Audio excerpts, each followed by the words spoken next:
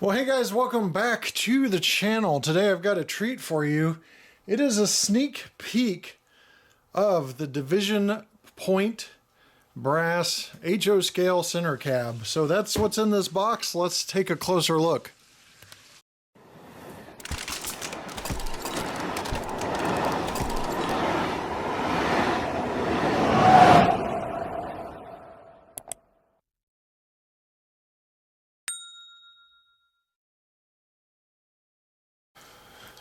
So for those of you who don't know, Division Point Incorporated is a manufacturer of brass model trains. And this center cab locomotive, also designated as a DT-6-6-2000, is a Baldwin locomotive. So we're going to get this unwrapped. This is a pre-production sample, by the way, so what you're seeing is not a final product. So you are seeing a pre-production sample, so there may be some refinements to this model from what you're seeing. This is currently available on the Division Point website, which is divisionpoint.com, for pre-order, and the cost is $1,780. They don't go through dealers any longer to kind of keep the price down, but it's brass, so it's going to be, you know, not your typical what you see in pricing here with plastic models. And it has ESU LOKSound, and you can also do installment payments with the Division Point website for pre-orders. You don't have to. It'll say your due initial payment, which is the down payment or deposit, is required, but after that the deposit payments are optional, or you just pay the remaining balance in full upon when these actually are ready to ship. So we're going to get all of the handrail protection out and take a closer look. I just wanted to cover that detail with you.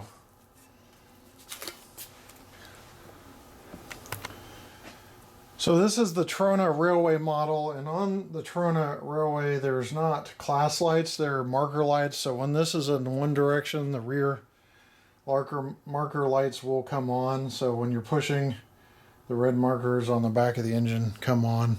So that's kind of how the marker lights work. So not classification lights, but marker lights in this case. As I mentioned, ESU LOKSound brass composition. These are brass models, handcrafted to a large degree. So we're going to zoom in.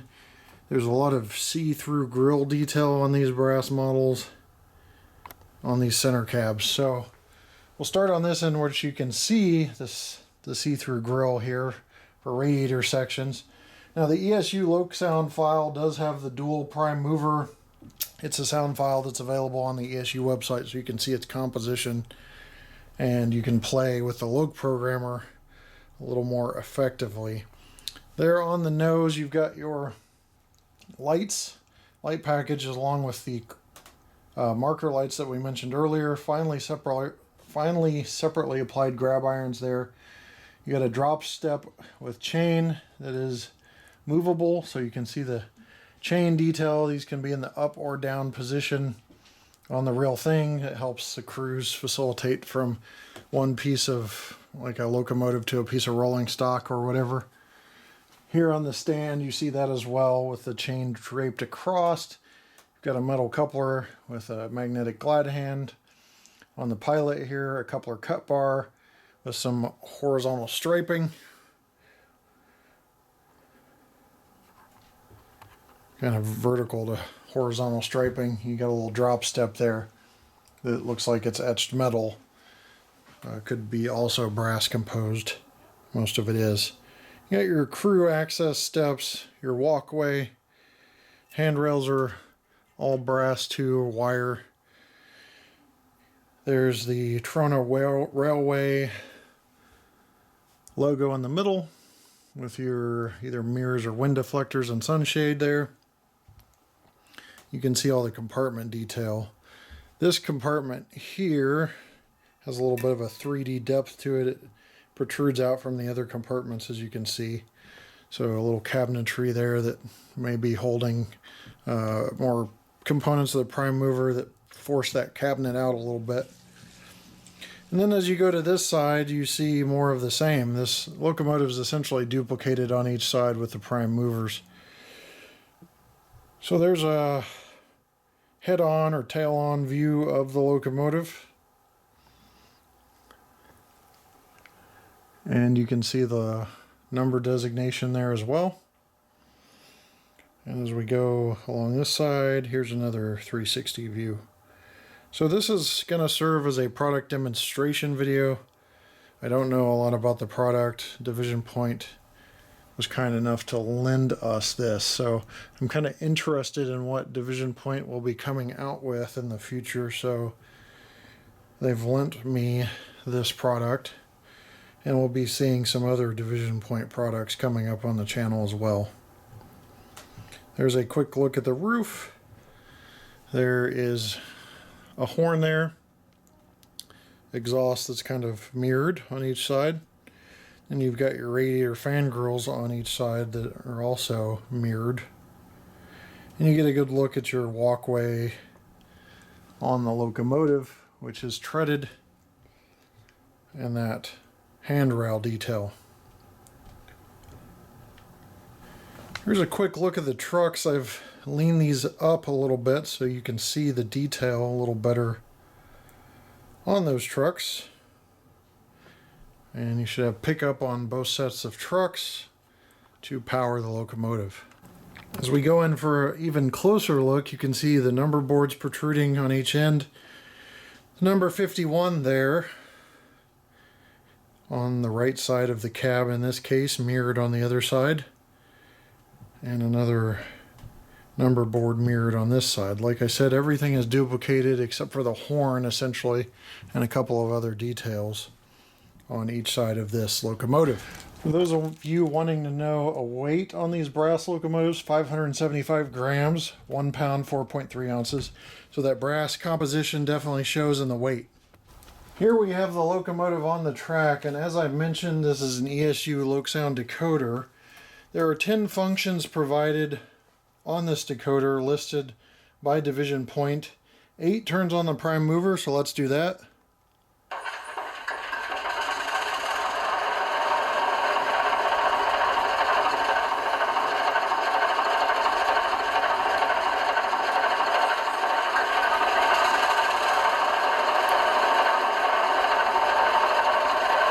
So you hear each one of the prime movers start up. There's 2 prime movers in this, as I mentioned.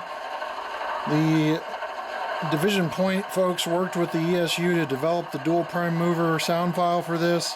It's available on the ESU site, so you can see how it's structured and see the sound slots and where they are for folks that like playing with the ESU programmer, or a Lok programmer, I should say. So you have headlight here. It's listed, and then we'll do the bell on F1.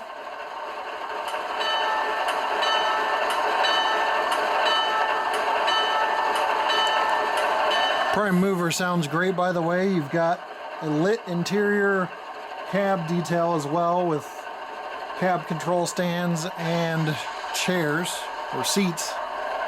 Here's the whistle, or bell, I should say. I mean, the horn, I should say, not whistle.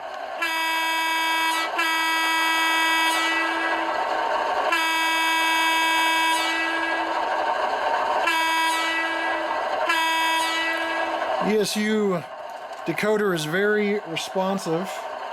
F4's marker lights, as we mentioned before. So as we go forward, those rear marker lights will be on, because they're marker lights and not classification lights. As you come to the stop, the cab light comes on. F5 is optional load, F6 is heavy load. F7's flange squeal, so I'll change direction here so you can hear that.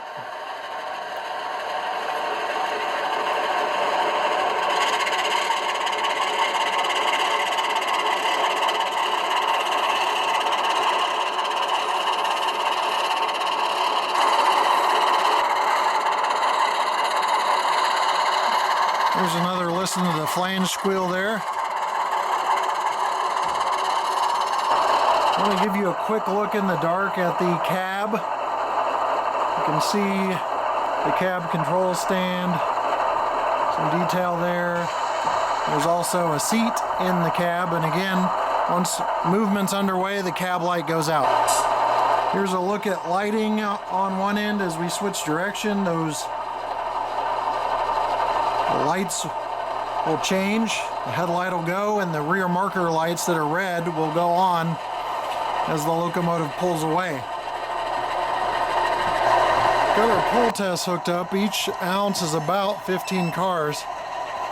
This is pulling at least 5 ounces.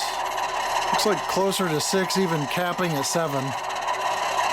So that's safely producing a pull of almost 75 HO scale freight cars, so this should be able to pull whatever you want. I'm going to show you slow speed control on this. 1 out of 128 steps on my NCE Pro Cab. And as you can see, it is very, very slow moving. We're now up to 2. We're getting a little more movement. As you can see, that slow speed control is really good. And with the ESU, you can change anything you want with configuration variables or the loc programmer. We're up to 3 speed steps now. Very, very slow speed control there. I would say you're less than a scale mile per hour, up to probably 4 or 5 speed steps.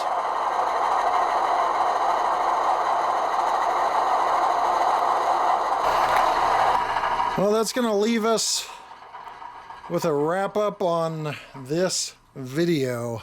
I hope you had a nice look at this center cab from Division Point Models. Again, a brass company producing some great HO scale stuff in the future, including the new HO scale SD70 ACE. There's talks of an SD70 ACE Tier 4.